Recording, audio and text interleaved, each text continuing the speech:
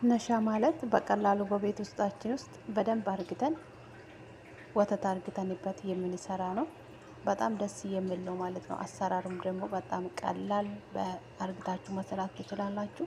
ሰዓት አይፈጅም፣ ደቂቃ አይቆይም። በጣም አሪፍ አሰራር ነው ማለት ነው። እንግዲህ እንዲህ አርጌ ነው የሰራሁት። የሚያስፈልገን ወተት ነው። ከዛ ደግሞ ነሻ ነው የበቆሎ የተፈጨ ማለት ነው። ይሄንን ነው የሚያስፈልገን። በቀላሉ መስራት እንችላለን። እና በጣም ደግሞ ጦርነቱ በጣም እያስፈራ ነው። እግዚአብሔር ሀገራችን ሰላም ያርግልን። ባለንበት ቦታ እግዚአብሔር ከክፋት ሁሉ ይጠብቀን እና እግዚአብሔር ከክፋት ሁሉ ይሰውራችሁ ልል እወዳለሁኝ። እንግዲህ ሰላም ከሁሉም የሚበልጥ ነገር ነው። ሰላም ከሌለ ደግሞ በጣም ከባድ ነው።